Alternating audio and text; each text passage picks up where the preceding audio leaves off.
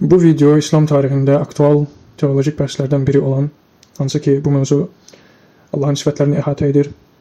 Yəni ki, daha geniş bir perspektivdən Allahın sifətlərini biz necə başa düşməliyik? Ümumən Quran və sünnətdəki zahiri nasları biz necə başa düşməliyik? Hansı üsulla anlamalıyıq? Bizim bunları anlamağımızda referans nöqtəsi nədir? Yəni ki, bu sahə üzrə olacaqdır ki, burada etirazımız da sələflərə yönəlik olacaqdır. Təbii ki, sələflərin ortaya atdıqları fəlsəfi cəhətdə arqumentlər deyildir. Sadəcə müəyyən retorika, ləfz oyunları ilə əslində ziddiyyətli olan iddialarını doğrultmağa çalışırlar, fəqət bu çox da ciddiyə alınacaq bir şey deyil. Yəni ki, elmi bəhs yönündən bu məsələnin ciddiyyəti və reallığı yoxdur əslində. Çünki bu cür şeylər müəyyən məntiqi qaydələr əsasında bəhs edilən, debat edilən mövzulardır. Ümumiyyətlə, bütün bu mövzuların qaynağı əslində bir şeyə dayanır. Əql mi, nəql mi? Yəni, əslində ikiləm var. Yəni, bəzi qruplar var, biz nəqli ön plana çıxırıq, biz nəql əsasında başa düşürük hər şey. Bir qrupda var ki, məsələn, biz əql ilə başa düşürük, yəni nəqli əqlin çərçivəsi daxilində biz şərh eləməliyik və s. Ki, İslam tarixində məzhəblərin bir-birinin bidətlə, şirklə və s. Sapqınlıqla yola çıxmalarının əsas səbəbləri də bu mövzular əksənindədir. Yəni ki, bir firqə, X firqəsi o biri firqəyə deyir ki, siz nəqli geri plana atmışsınız, siz bunu yozmuşsunuz, eləmişsiniz və s. Və o biri tayfada siz cahilsiniz, siz lazımı, bu məsələləri lazımı ilə başa düşmürsünüz. Yəni ki, bütün mövzu bunun ətrafındadır. İndi, təbii ki, bu mövzular bir videoda, iki videoda aydınlığa qovuşdurula biləcək bir şeylər deyil. Çünki bu mübahisələr min illər boyu İslam tarixində olmuşdur və olmağa davam edir. Amma mən düşünürəm ki, həqiqətən bu mövzuların davam eləməsi bəzi insanların öz cahilliyində israr etməsidir, yəni israrçı olması. Cahillik yolu ilə, qeyri-tutarsız yollar ilə bir şeyləri isbat etmə çabalarından asılıdır. Hansı ki, günümüzdə bu günlərdə belə qruplar mövcuddur və İslam əqidəsini təmsil etdikləri yönündə şüarları var. Halbuki, hələlik öz içlərindəki ziddiyyətlərdən qurtula bilməyiblər, qaldı ki, İslamın əqidəsini təmsil eləmək. Yəni ki, bu insanlar bu əhliyyəti daşımır bir sözlə və biz bunun səbəblərini deyirik, ortaya qoyuruq. Ümumiyyətlə, məsələn, bu mövzulardan əvvəl, məsələn, bu mövzuları dərinləşməsinə araşdıran biri böyük ölçüdə fəlsəfə ilə iştiğal eləməlidir. Həqiqətən bir şeylər necə təməllendirilir, dəlil nədir, qiyas nədir, isbat nədir və s. Biz bir şeyləri necə bilirik, necə bilə bilərik və s. Yəni ki, bu şeylərlə iştiğal edən, həqiqətən haqqa isabət eləmək istəyən insan mütləq olaraq təməl bilgilərə sahib olmalıdır. Epistemologiyada, ontologiyada mütləq olaraq məntiq bilgisi və s. Və günümüzdə Quranı anlayıb şərh etdiklərini və haqq olduqlarını iddia eləyən bəzi qruplar, firqələr, nə deyirsək deyəlim, bütün bu vəsflərdə, bu bilgilərdən yoxsun olduqları üçün Quranı öz havalarına görə təfsir eləyir, təvil eləyirlər əslində.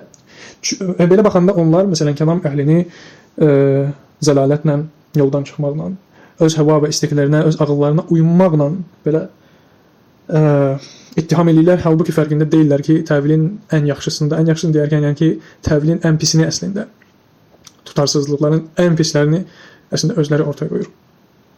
Və bu insanlar ağıl dedikləri zaman sanki ağıl deyilən şey insanın həva. Yəni bu insanlar belə primitiv, yəni ki, insanın bilgi nəzəriyyəsinə və məntiq qanunlara biraz da bilmədikləri üçün ağıl deyilən şeyi insanın həvası. Yəni ki, məsələn, tutar ki, mən hal-hazırda əlimdə olan filan məsələn qabın rəngini bəyənmədim. Bu belə olmamalıdır kimi həvaya dayalı olan, heç bir dəlili dayalı olmayan subyektiv bir şey zənn edirlər. Yəni ki, ilkin olaraq həqiqətən bu insanların əqlin həqiqətinə, məntiqin həqiqətinə dair kiçik bir bilgiləri olmadığına dair bu cür səfsətə, bu cür axmaq iddialar ortaya qoyurlar. Öz içlərində tutarsız olan iddiaları. Yəni bu insanlar heç idrak eləməlilər ki, həqiqətən insanın bir şeyləri, yəni sən bunu ağlınla yozursan, İnsanın başqa bir şeyi harası ilə yoza bilər. Çünki insan anlamağa, idraka məhkum olan bir varlıqdır. İnsan əgər anlayış fəaliyyəti yeritmirsə, deməli, insanda zehinsel bir fəaliyyət yoxdur. Bütün bizim zehinsel fəaliyyətimiz bir şeylər yozmaq, idrak eləmək üçündür. Nə olursa olsun, predmet nə olursa olsun, Quran olsun, fərqli əşya olsun, cisim olsun, nə olursa olsun. Burada əsas mövzu budur. Və Quranın necə anlaşılması mövzusu qayıdır. Əslində bir şeylər necə anlaşılmalıdır kimi böyük bir fəlsəfi bəhsə. Sadəcə ümumən Quran yox. Ümumən biz bir şeyləri necə başa düşməliyik? Ümumiyyətlə biz bir şeyləri necə bilə bilərik? Bunlar fəlsəfə tarixində çox böyük olan bəhslərdir. Çox böyük bəhslərdir. Yəni qaldı ki, Quranı necə başa düşmək yox. Biz ümumiyyətlə aləmi necə başa düşürük, bir şeyləri necə bilirik, necə idrak edirik, zehin bunu necə yozur. Bu haqqında təməl bilgilərə sahib olmayan insanlar bu gün ilahi vəhyi öz həvalarına, öz qıt olan ağıllarına, naqis olan ağıllar deməyək bunu həvalarına görə. Çünki ağıl yanılmaz bir şeydir. Bax, əslində insan üçün iki yol vardır. Ya ağıl, ya da ağılsızlıq. Ağıl və yaxud da vəhim. Vəhim olan yerdə ağıl yoxdur. Ağıl olan yerdə vəhim yoxdur. İki zid bir arada toplanmaz. Bu qədər açıq olan bir şeydir. Məsələn, bir sifət götürək. Zahiri təşbih oyandıran bir sifət. Məsələn, gəlmək sifəti olsun. Bu insanlar məsələn iddia edirlər ki, qoy istidlal edirlər. Biz məsələn bir sifəti Allah haqqında götürdüyümüz zaman o sifəti məxluqatın sifətini, yəni məxluqatın vəsfini Allahın vəsfi ilə, Allahın sifəti ilə qiyas edirik. Əslində gülməli bir şeydir. Çünki burada qiyas dediyimiz şey qaçınılmazdır. Niyə? Çünki xüsusən biz mənayı isbat ediriksə, bizim bir təcsimi mənayı Allah haqqında isbat edib, sonra onun keyfiyyətini Allahın keyfiyyətinə layiqdir, öz keyfiyyətinə layiqdir deməsə tam bir səfsətədir. Öz içərisində böyük bir məntiqi tutarsızlıqdır. Çünki bizim gəzmək, görmək, gəlmək dediyimiz şey nədir? Nə ifadə edir? Bunun bir həqiqəti var da, yəni ilkin mənası var. Əgər biz bunun məsələn ilkin mənasını Allah haqqında isbat ediriksə, birincisi biz həqiqətən bunun nə olduğunu başa düşməliyik. Məsələn, Allah gəzir, gəlir, hərəkət edir. Birincisi biz hərəkətin nə olduğunu başa düşməliyik. Hərəkət nədir? Hərəkətin nə olduğu ilkin mənası ilə anlaşılan bir şeydirsə, biz bunu götürürük hərəkətin mahiyyətinin nə olduğu, nə ilə özdeş olduğu. Həqiqətən hərəkət dediyimiz şey nədir? Hərəkət dediyimiz şey cisimlərin bir-birinə nəzərən fəzada olan yer dəyişimidir. Bunun riyazi olan tərəfi var və s. o bu. Biz ilkin mənası ilə bunu ələ alırıq, elə deyilmi? Yəni hərəkət cisimlərin bir-biri ilə olan. Əgər biz mənayı isbat ediriksə, soruşduğumuz zaman məna nədir dediyimiz zaman, bunun mənasını isbat edən insanlar, bunun mənası nədir? Eyni tərifi vermək məcburiyyətindədirlər. Hərəkət dediyimiz şey cisimlərin bir-birinə nisbətən fəzada hərəkətlərdir. Bu fiziki hərəkətin tərifidir, hansı ki biz məişətdə başa düşdüyümüz ilkin primitiv şey budur. Və etiraz olaraq belə bir şey ortaya atılır. Yəni siz hərəkətin sadəcə cisimlərə xas olan hissəsini götürüb onu Allah qiyas edirsiniz ki, gülməli olan şey artıq burada ortaya çıxır. Yəni siz deyirsiniz ki, hərəkətin mənası açıqdır. Elə deyilmi? Hərəkətin mənası nədir?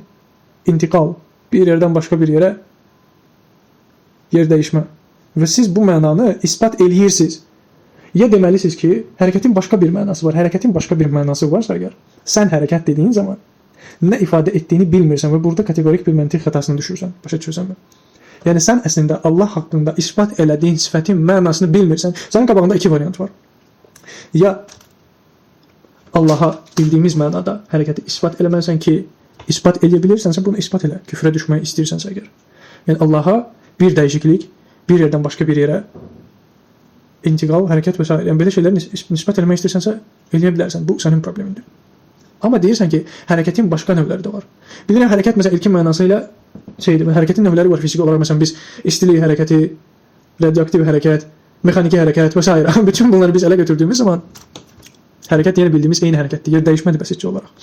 Sən deyirsənsə əgər Allahın zatına xas etdiyin zaman, nisbət elədiyin zaman bir şey, bir hərəkəti Allahın zatına xas etdiyin, nisbət elədiyin zaman bunun həqiqəti dəyişir. Bax, burada başqa bir bəhs açılır ki, məna ilə mahiyyət özdeşdirmi? Birdirmi? Bir deyilmi? Yəni bunu konkret olaraq ələ alıb bunu xırdalamalıyıq. Yəni sözün qısası, sən isbat elədiyin mənanın nə olduğunu bilmirsən. Başa düşürsənmi? Yəni ki, əslində Allah hərəkət edir. Öz zatına layiqdir demən. İki şey gərəkdir. Ya həqiqi mənada bunu isbat eləmən, ya da ki bilmədiyin bir şeyi Allah haqqında nisbət edirsən və sən bunun mənasını bilmirsən.